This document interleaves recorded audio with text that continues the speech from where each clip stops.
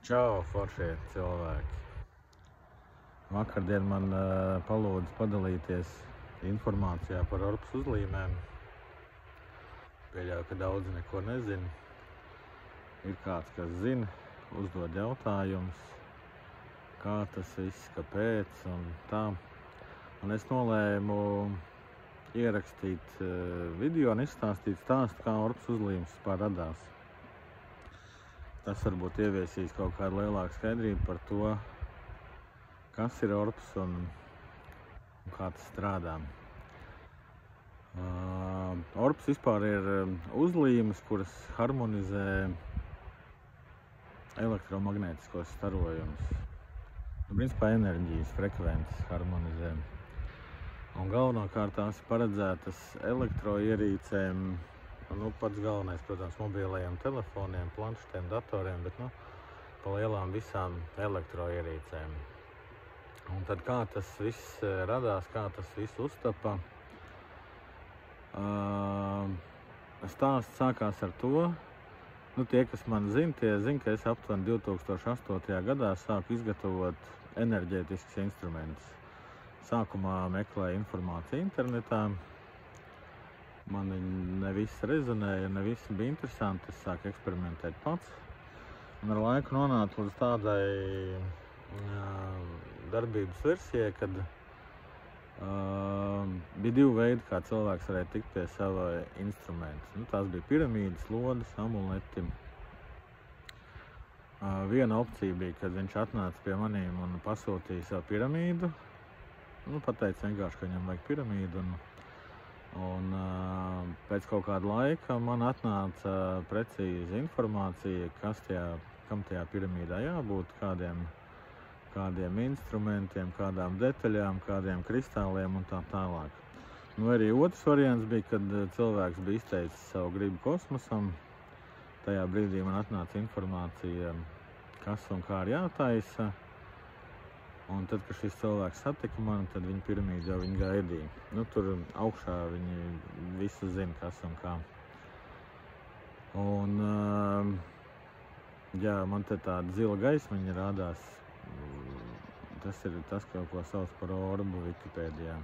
Nezinu, vai to video redz vai neredz, vairs nerādās. Saule pazuda un vairs nerādās.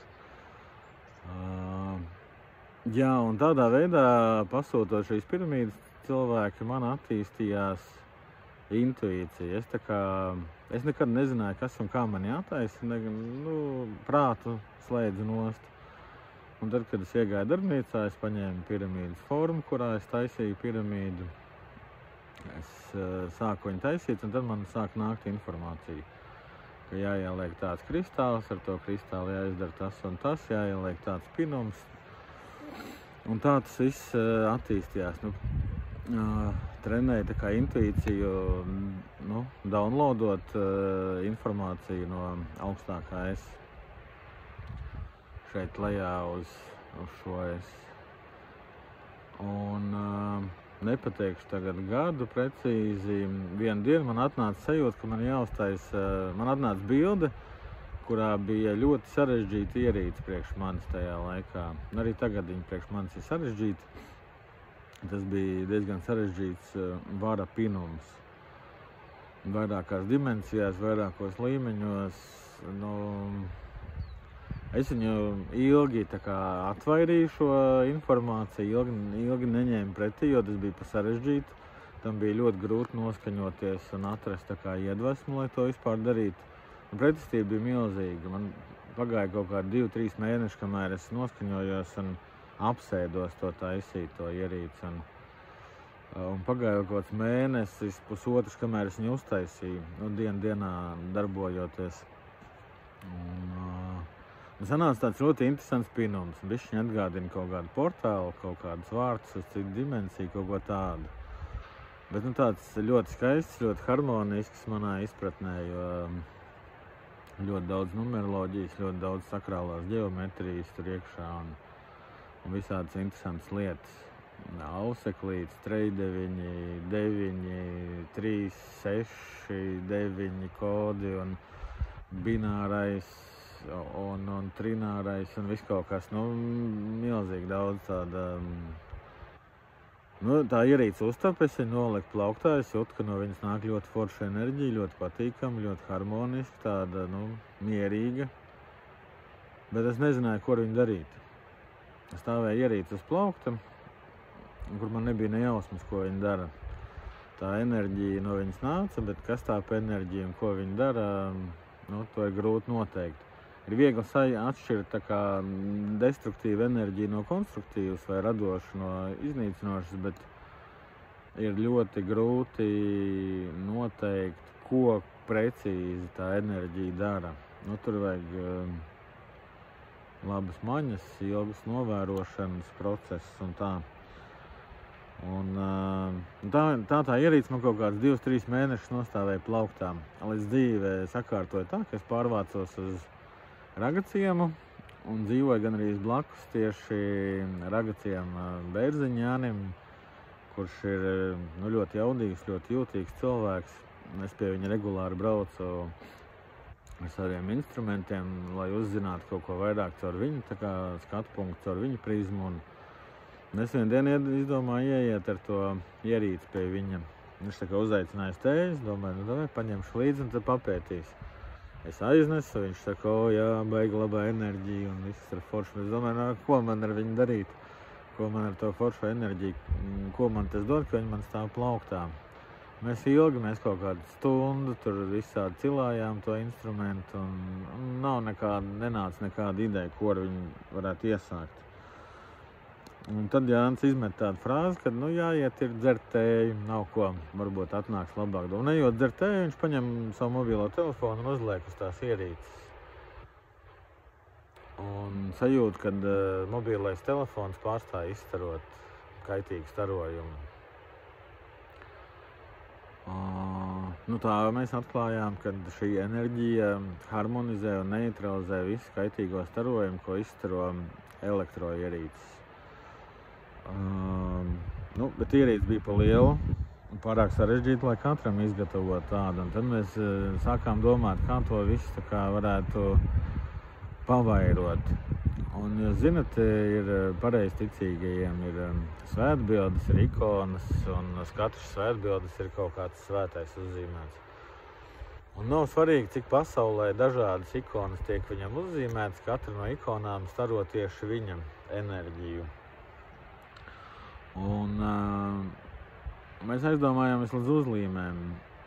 Un, lai tās uzlīmes strādātu, mums atnāca informācija, kad ir jātaisa viņas tieši hologrāfiskas, ka viņām centrā ir jāieliek speciāli simboli, kas savieno to orpas uzlīmi ar konkrēto elektroierīci, uz kuras viņi tiek uzlīmēti ar konkrēto sērijas numuru, lai tas efekts būtu daudz lielāks.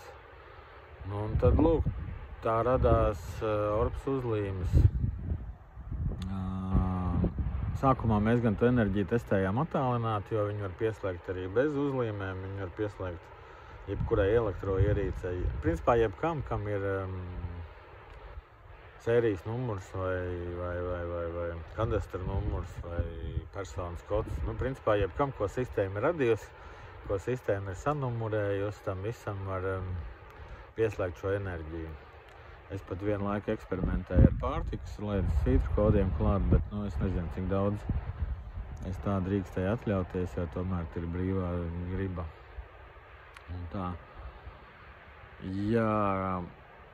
Un tā tad sanāca mums orpas uzlīmes, kur uzlīmējot uz mobilā telefona vai jebkuras citas elektroierīces harmonizējās šīs ierīces elektromagnētiskais lauks. To jūt, principā, visi jūtīgie, redzīgie, ekstrasensi un tā tālāk. Nav pasaulē tādu ierīču, kuras varētu notestēt, vai elektromagnētiskais lauks dabai ir kaitīgs vai nav kaitīgs. Principā, viss advancētākais mēra instruments ir pati daba, pats cilvēks. Un vienīgais veids, kā šobrīd var pārbaudīt vai pierādīt šo orpas uzlīmju darbību un efektivitāti, ir muskuļu tests vai kinezioloģija. Un tas ir,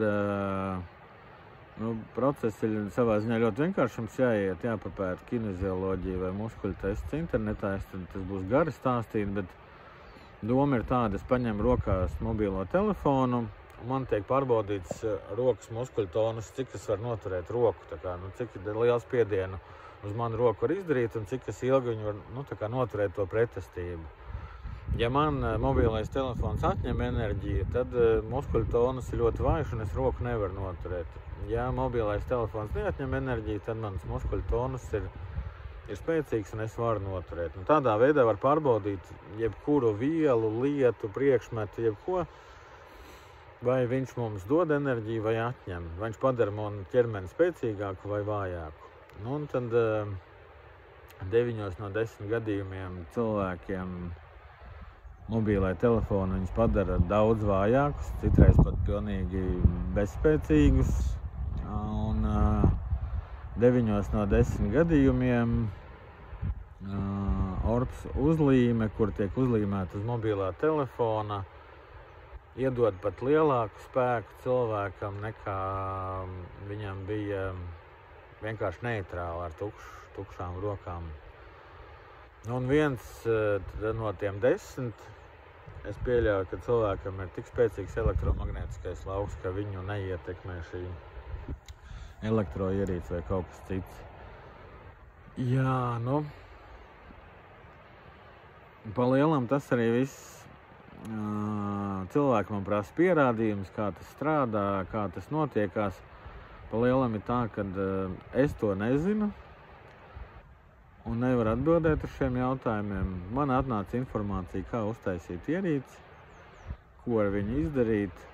Un, pētījuma rezultātā tika atklāts, ka viņa harmonizē elektroierīču, mobilo telefonu. Tad viņi var līmēt arī uz ķermeņa, kur ir traumētas vietas. Viņi var līmēt uz priekšmetiem, uz metāla, uz žoga.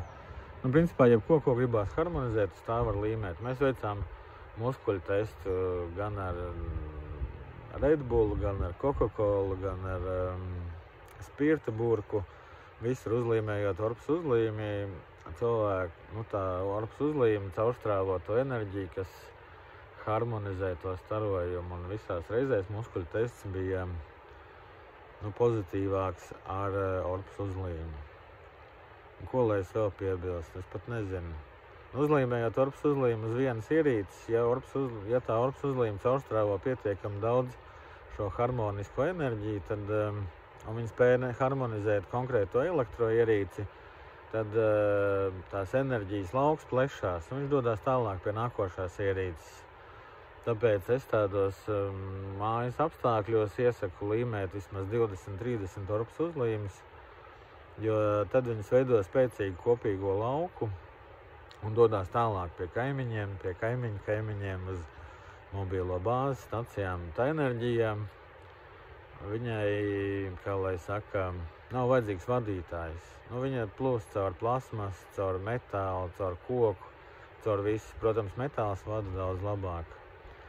Svarīgi viņas ir līmēt patiešo uz korpusa, tad ir vislielākais efekts, nevis uz vāciņa vai apvalka. Un uzlīme darbojās tik ilgi, kamēr viņa pilnībā ne pilnībā, bet kad viņa sāk šķīst ārā, tad viņa ir saskrāpēta tā, ka vairs neredz bildi, jo svarīgi ir redzēt tajā uzlīmē tieši to ierīci, to pinumu. Kamēr viņa ir jauna, kamēr viņa ir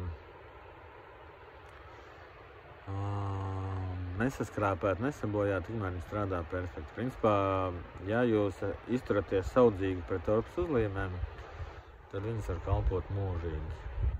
Piemēram, televīzora aizmugurē uzlīmējot, tur grūti būs viņu noskrāpēt vai kaut kā sabojāt. Kaut kā tā. Ja rodās vēl jautājumi, droši rakstiet komentāros, iefilmēšu vēl kādu video, pastāstīšu. Bet šī video galvenais mērķis bija izstāstīt to, ka šis instruments, šis produkts nav radīts zinātnisko pētījumu rezultātā, tas nav taisīts pēc kaut kādām formulām, matemātikām, fizikas likumiem, līdz ar to es nevaru izskaidrot, kā tas strādā. Pa lielam manā sapratnē tas ir tā, ka uzlīmējot Orbs uzlīmi, ja tavs mobilais telefons izstaro kaut kādu frekvenci, tā ir kaut kāda frekvence, ja tas būtu mūzikas instruments, tad pieņemsim, kad tur 420 vai 460 Hz, 430 Hz vietā. Un tas, ko dara Orbs uzlīme, viņa ir tā kā automātiskais ķūnētājs. Viņa uzķūnē to mūzikas instrumentu uz 432 Hz. Un, pa lielam tad sanāk, ka mobilo telefonu viņa uzskaņo uz frekvenci, kura ir saudzīga un nekaitīga dabai. Tā, stāstīt man būtu droši vien daudz ko, bet šitais tāds stāstiņš, kā tas viss radās. Orbs uzlīmes uztapa aptuveni pirms 7 gadiem. Pasaulē ir aizgājušas aptuveni 30,000 uzlīmes.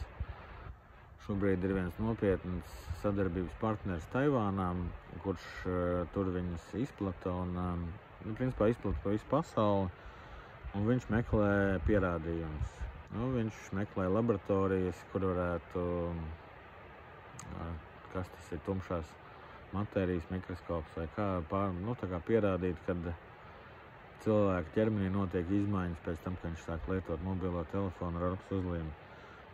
Ir pagājis pusgads, viņam nav izdevies atrast laboratoriju, kurā būtu laiks viņu pieņemt vai veikt šādu eksperimentu. Ja kaut kas tāds uztaps, es noteikti ar to dalīšos. Bet pagaidām uzdodiet jautājumus, ar prieku pastāstīšu.